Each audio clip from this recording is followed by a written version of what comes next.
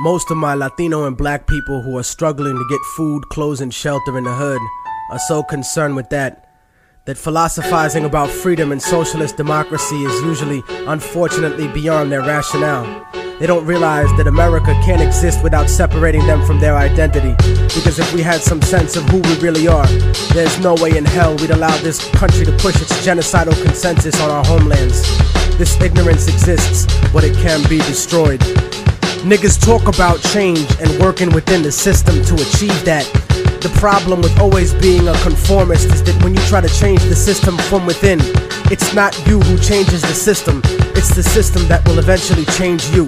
There is usually nothing wrong with compromising a situation, but compromising yourself in a situation is another story completely.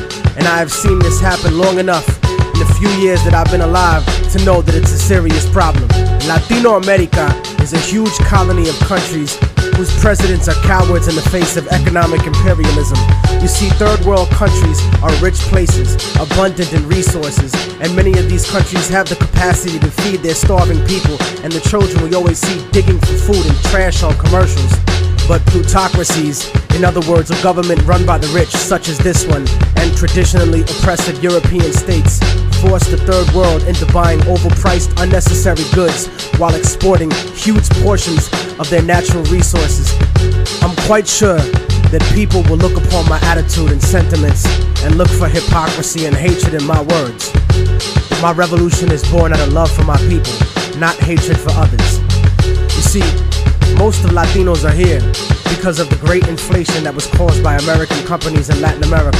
Aside from that, many are seeking a life away from the puppet democracies that were funded by the United States. Places like El Salvador, Guatemala, Peru, Colombia, Nicaragua, Ecuador, and la República Dominicana. And not just Spanish-speaking countries either, but Haiti and Jamaica as well. As different as we have been taught to look at each other by colonial society, we are in the same struggle. And until we realize that, we'll be fighting for scraps from the table of a system that has kept us subservient instead of being self-determined. And that's why we have no control over when the embargo will stop in Cuba or when the bombs will stop dropping in Vieques. But you see, here in America, the attitude that is fed to us is that outside of America, there live lesser people. Fuck them, let them fend for themselves. No, fuck you. They are you. No matter how much you want to dye your hair blonde and put fake eyes in, or follow an anorexic standard of beauty, or no matter how many diamonds you buy from people who exploit your own brutally to get them, no matter what kind of car you drive, or what kind of fancy clothes you put on, you will never be them. They're always gonna look at you as nothing but a little monkey. I'd rather be proud of what I am rather than desperately try to be something I'm really not, just to fit in. And whether we want to accept it or not, that's what this culture or lack of culture is feeding us. I want a better life for my family and for my children, but it doesn't have to be at the expense of millions of lives in my homeland. We're given the idea that if we didn't have these people to exploit, that America wouldn't be rich enough to let us have these little petty material things in our lives and basic standards of living. No, that's wrong. It's the business giants and the government officials who make all the real money. We have whatever they kick down to us. My enemy is not the average white man. It's not the kid down the block or the kids I see on the street.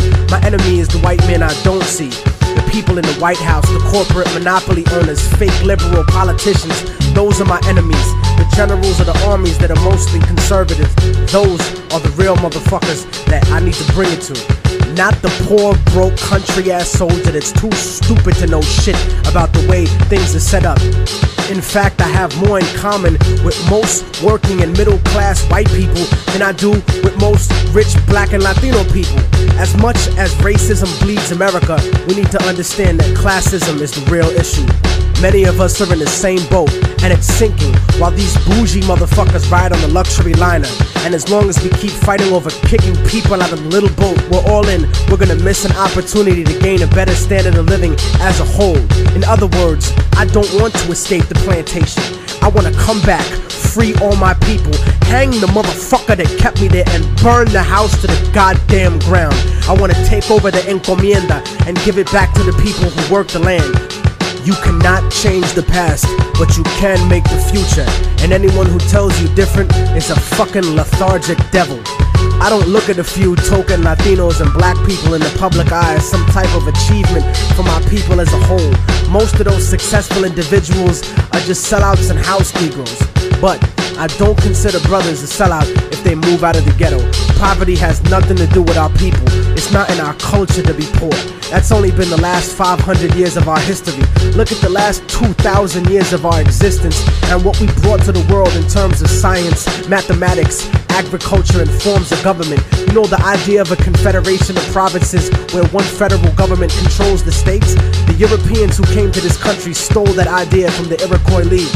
The idea of impeaching a ruler comes from an Aztec tradition. That's why Montezuma was stoned to death by his own people, because he represented the agenda of white Spaniards once he was captured, not the Aztec people who would become Mexicans. So in conclusion, I'm not gonna vote for anybody just because they black or Latino. They have to truly represent the community and represent what's good for all of us proletariat. Porque si no, entonces te mando pa'l carajo, cabrón, gusano, hijo de puta. Seramos libres pronto. ¡Viva la revolución! ¡Viva la revolución!